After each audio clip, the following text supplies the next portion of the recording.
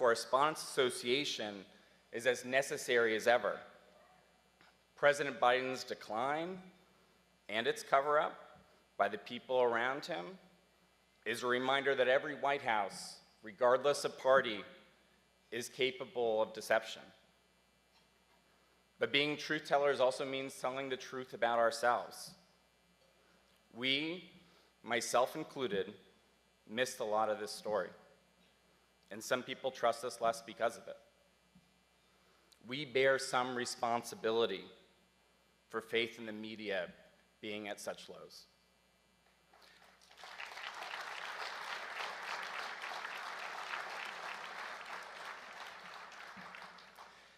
I say this because acknowledging errors builds trust, and being defensive about them further erodes it. We should have done better. What's going on, everyone? This Talks with Kenny here today. I want to talk about this White House Correspondents meeting that came out recently. And, Alex Thompson, I believe he's a correspondent with Axios. He accepted accountability. And I believe if traditional media took more accountability for their actions, that'll go a long way of slowly rebuilding the credibility that they lost over the last 8 years of covering Donald Trump. Shoot, they were losing credibility even before Trump even ran because of certain narratives that they push. You heard, and I want you to focus especially what he said. No matter the party, all White Houses are capable of deception. And the mainstream traditional liberal media pretends that because it's their party. I already told you about the bias of the journalism. Journalism, according to studies, heavily leans left. There's more leftists in journalism than people on the right. A conservative journalist makes up only 3.2% of the journalists in our country. You heard that correctly. Yet they pretend that they don't have a bias. Where the bias is they were so trusting of Biden's White House. Oh, Biden don't have mental decline. And then when conservative pundits on CNN, they push back and say, oh, I think Joe Biden is mentally unfit. Oh, you're making fun of his stutter. What? The gaslighting from traditional media because they didn't want to look at reality. They didn't want to look behind the curtain and find out the reality of the situation. So they went along there and played pretend until they couldn't hide it anymore. And that came out during the presidential debate between Joe Biden and Donald Trump. And I think that moment really solidified how much of a narrative the traditional media pushes on you. And I want to give another example, right? Because, the Pope had died recently, and I didn't cover it because, I don't know. I just didn't feel the need to cover it. But this example, the media tried to push this narrative that Donald Trump ignored a dress code. This here is a perfect example of what the media does to get people to hate Trump. The Vatican asked Pope Francis' funeral attendees to wear all black. Trump wore a blue suit. So that's what the media says, and this is the image they show you, right?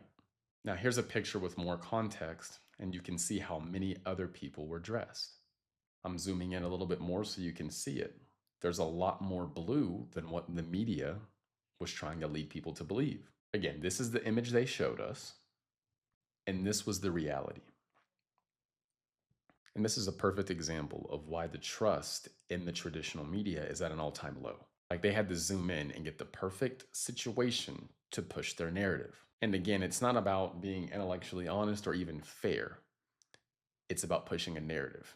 And this is a perfect example of that. And it's beautiful to see the American people picking up on that and not trusting these traditional media outlets. Clearly, he was not the only person wearing blue there, but the media wants you to believe something else.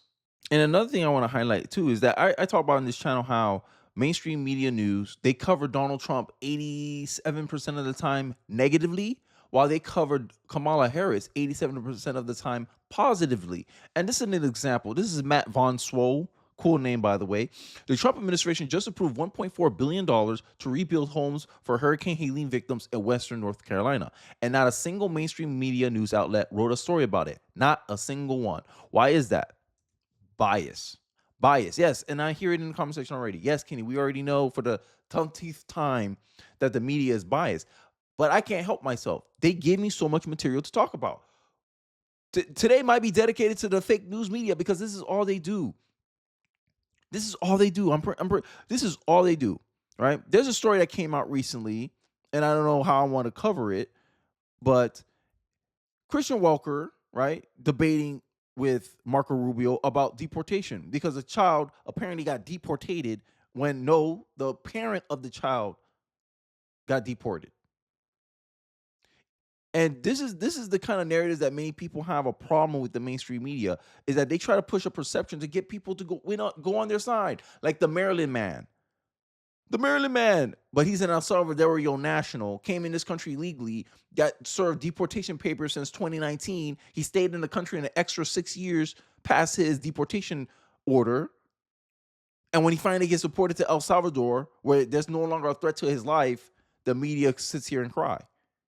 And this is the kind of thing that I want to continue highlighting, that you can't trust these people. You can't fall for the gullibility. You can't be gullible to these people who pretend to be objective in your face. No human is truly objective. No one, not even me. My thing is, I rather someone is honest with me, be honestly biased versus being dishonestly objective. That's my criteria. And this is the kind of thing I think people are looking for. They're looking for something that, hey, I just want the information. Yeah, you're going to put your little bias in there, but at least I'm aware that it's a biased take and I can make an assumption based on, okay, is it rooted in reality or not? And that's why I try to give references of where I'm getting my opinions from. But, I digress. I wanted to show you this clip between Tom Homan and this Margaret, our favorite news host, Margaret. And they're going to start debating out the narratives surrounding this deportation stuff. And you'll see how quickly the narrative crumbles once you ask some questions. Let's take a look. On Friday, a federal judge who was appointed by President Trump said a 2-year-old American citizen child had been sent to Honduras with the mother who was deported.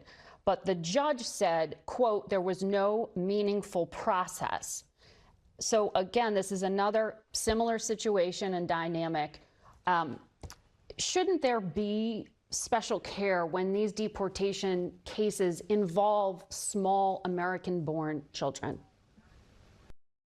So you hear all that narrative, right? Oh, American citizen, 2-year-old, she got deported.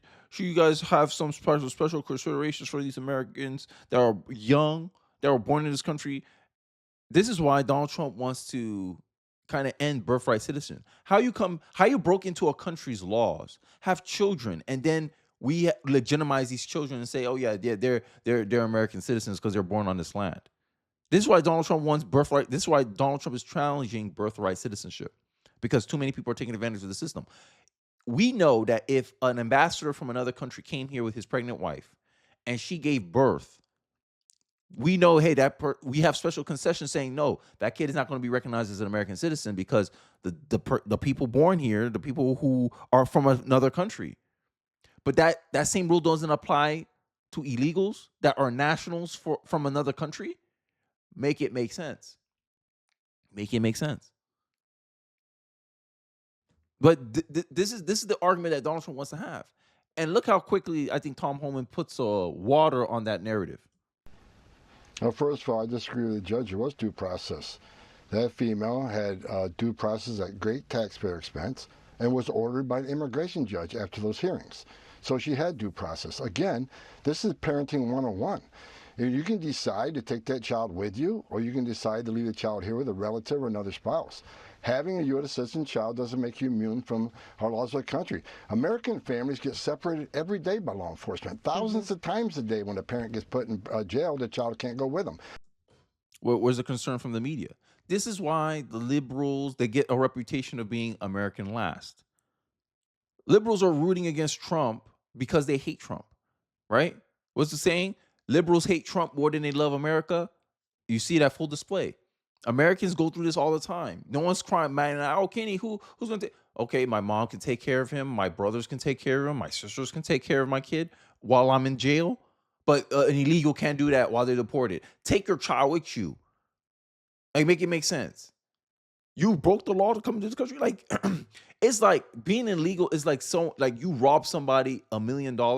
You use it as splurging on your child, and then when you get caught for fraud and theft and you lose all the money, you crying, oh, but my child got used to this lifestyle. This lifestyle was provided to your child ill-gottenly. Like you illegally gave your child this lifestyle because you stole from someone. a wrong don't make it right. And just because we deprive your child of the $1 million that you didn't earn legitimately is not an excuse to to continue letting your kid live that lifestyle that you got illegally. It's the same thing here. But the media wants to create what? A negative perception of Trump. This is why they don't cover news stories like the one I just showed you from Matt Von Swole about Trump approving $1.4 billion to Western North Carolinians. The media don't say a peep about it because all they want to do is push a negative perception of Trump. From the Vatican dress code story all the way to covering up for Biden's mental decline, because they knew if they released the truth about Biden's mental decline, it would help Donald Trump. And news journalists in our country, they can't do that. An institution 44% liberal can't do that.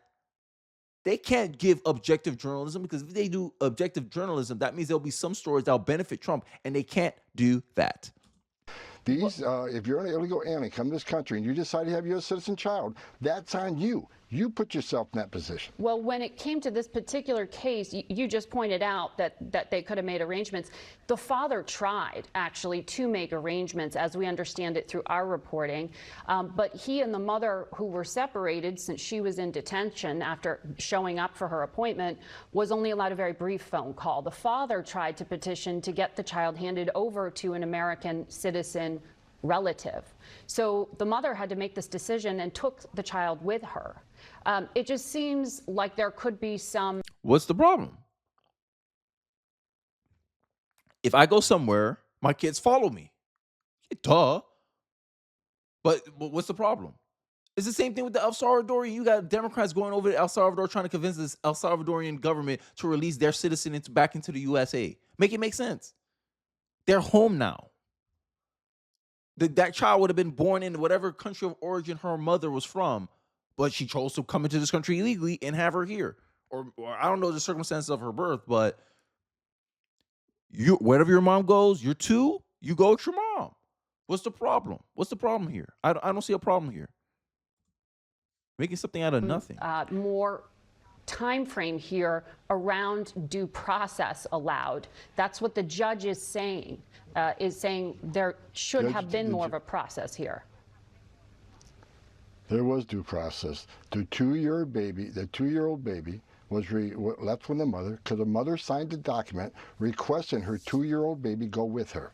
That's the parent's decision. I don't think the judge knows specifics of this case. The two-year-old went with the mom. The mom signed a paper saying, "I want my two-year-old to go with me." That's a parent's decision. It's not a government decision. It's a parent's decision. The father wrote a note. Anyhow, we have to leave it there. Director, thank you. The father wrote a note. The father and the mother, it sounds like, wasn't together, right? So it sounded like mother had primary custody of the child. So she says, "Hey, the child's coming with me." Dad's mad. Okay. That sounds like an everyday dispute in family court. But the media is making it out to be this, oh my, this horrific thing. Then he gives the example, American citizens go through this all the time when they commit crimes. Why will we give special treatment for foreigners? The media, bro. This narrative machine is becoming too obvious now. I think a lot of people are seeing it. And they're giving us a lot of material. They're giving us a lot of reasons not to trust them. They want to pretend, the Biden laptop, the Biden mental decline cover-up, or the lack of passion to look into it. They think that's the only offense that they done. No, it's more than that. It's putting a narrative that Donald Trump violated dress code, zoom in on the picture, create a false perception about it to get people to hate him, and then you look at the actual picture, you say, "Oh, he's not the only one in blue." What is this? What is this lie that they're pushing? Donald Trump does anything positive? Don't recognize that. This is. It just shows you the purpose of the media is not to inform you. Is to push a narrative. But I think I think you guys already know that. Let me know your thoughts and perspective in the comment section below. I'll be interested to hear what you guys have to say. Don't forget to like, comment, subscribe. Please share this video if you feel so inclined. It really does help me out in the algorithm. And I'll catch you guys on the next one. Peace.